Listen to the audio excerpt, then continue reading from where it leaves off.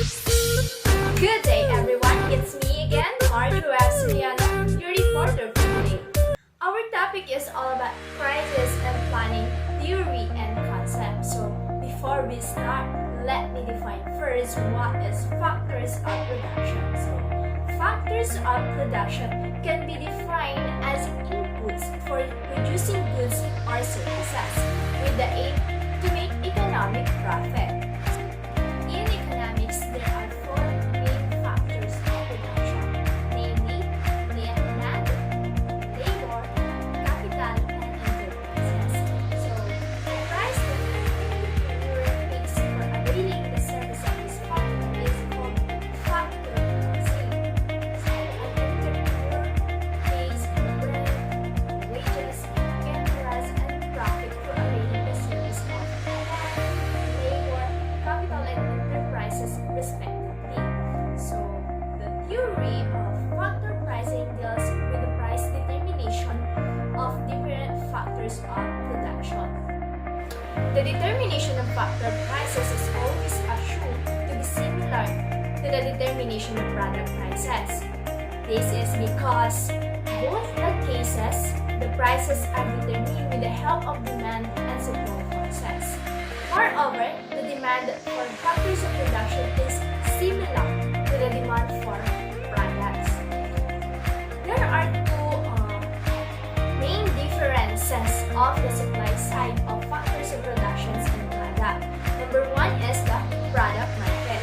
So, the product market, it is the supply of a product is determined by its marginal cost of production. Number two is the factor market. The factor market, it is not possible,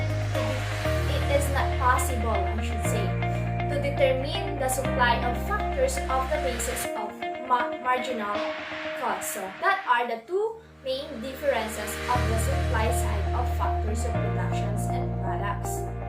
For example, it is difficult to ascertain the exact cost of production for factors such as land and capital. Secondly, the supply of factors of production cannot be readily adjusted as in the case of products. For instance, if the demand for a land increases, then it is not possible to increase the supply immediately. Okay, let us proceed to the concept of factor pricing. So, factor pricing is associated with the prices that an entrepreneur pays to avail the services rendered by the factors of production. So, for example, an entrepreneur needs to pay wages to labor, rents for availing land, and interest for capital so that he or she can earn maximum profit. So, these factors of production directly affect the production process of an organization. So, in the context of an economy, these four factors of production, when combined together, produce a net aggregate of products, so which is termed as national income. Therefore, it is important to determine the prices of these four factors of production. The theory of factor pricing deals with the determination of the share prices of four factors of production. So, the four factors of production, let me repeat, there are the land, labor, capital, and enterprises. So, in other words, the theory of factor pricing is concerned with the principle according to which the prices of each other of production is determined and distributed. So, therefore, the theory of factor pricing is also known as theory of distribution. So, according to Chapman, the theory of distribution accounts for the sharing of the wealth produced by a community among the agents or the owners of the agents which have been active in its production. So that is according to Chapman. So there are two aspects of each factors of production. Number one is the price aspect. So, refers to the aspect in which an organization pays a certain amount to avail the services of factors of production. So, for examples of price aspect is the wages, rent, and interest constitute the price of factors of production. So, the number 2 is that income aspect. So, it refers to another aspect in which a certain amount is received by a factors of production. So, for instance, rents received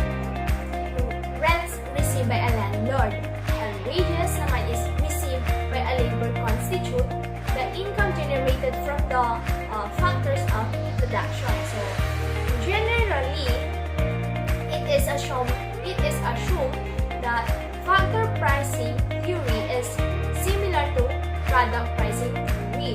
So, however, there are certain differences between the two theories. Both the theories assume the determination of prices by the interaction of two market forces. So, namely the demand and supply. So, this is because a product cannot be produced using a single factor of production. So, on the other hand, the supply of products is closely related with the cost of production, whereas there is no cost of production for factors. For example, there is no cost of production for land, labor, and capital. So, therefore, the factor pricing is separated from the product pricing. So, that is the concept of factor pricing. So, let's proceed to the theories of factor pricing. So, the theory of factor pricing is concerned with the principles according to which the price of each factor of production is determined and distributed. So, the distribution of factors of production can be of two types. Number 1 is the personal, and the number 2 is the functional. So, personal distribution is concerned with the distributions of income among different individuals. So, it is associated with the amount of income generated, not with the source of income. So, for example, an individual earns 20,000 RS per month. So, this income can be earned by him or her by wages, rents, or dividends. So, on the other hand, the number 2 is the functional distribution. So, it is associated with the distributions of income among different factors of production as per their function. So, it is concerned with the source of income such as wages, rents, interest, and profits. So, in regard of distribution of factors production, there are two theories. Number 1 is the marginal productivity theory, and the number 2 is the modern theory of factor pricing. So, that is the concept and theory of factor pricing. So, let me define what is choice of technique. So, choice of technique is an area of economics in which the questions of the appropriate capital or labor intensity of the method of production of food is discussed. So, the central problem of choice of techniques refers to the problem of how to produce. So, every society has to decide on how much of which of the resources to use in the productions of each of the different goods and services. So, whether to use more labor or more machines. So, let's proceed to the employment creation. So, job creation is often at the top of the development agenda for policymakers as well as for social partners and civil society. This is because labor is more than a factor of production. It is an essential element of any development process. So, well-being and social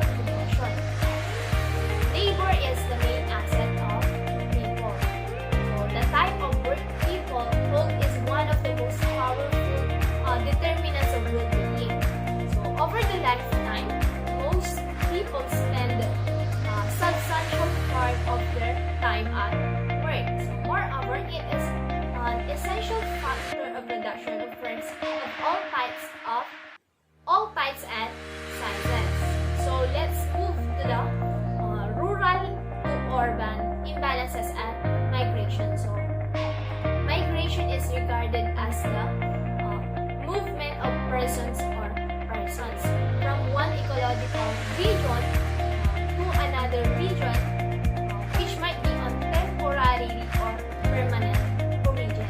So, a group of persons migrated based on the existing conditions and the motives for it differs from one person to another, depending on the circumstances that brought about the decision to migrate. So, migration is a selective process affecting individuals or families, households with certain economic, social, educational, and demographic characteristics. The movement, for example, the movement of people from rural to urban areas is a common episode in South Sudan. So, if you remember what is the story about the South Sudan, that will be discussed by Jessa, that queen. So, the movement sometimes causes some calamities in the rural as well as in the urban areas, even though there are benefits derivable from it. So, in most rural areas, the impact of rural to urban migration was a rapid deterioration of the rural economy, leading to chronic poverty and food insecurity. So, that was the causes of rural to urban migration. So, this arise mainly due to the excessive drain of youth from the rural population, hence leaving only the older, women, and aged members to constitute the labor force of the rural area. So, migration to urban areas is placing increasing pressure on local government. So, why? Because it is the ability to respond to social services needs of urban population. This is a worldwide challenge, right? Because in 2008, over half of the world's population will be urban. So, population is set to double between 2000 and 2030. So, ongoing migration to urban areas is placing pressure on limited appropriate housing, resulting in increases in the numbers of urban residents now found to reside in informal housing. So that was the one reason of migration, the informal housing. So in cities, and the number of people living in urban areas has risen steadily by around 1 million every year. So according to a report from the United Nations Population Division, the urban population is estimated to grow at 1.8% per annum. So while rural to urban migration has played a significant role in the urbanization process of many countries, and still continues to be an important factor, even though the migration rates have slowed down in some countries. So that is the rural to urban imbalances migration.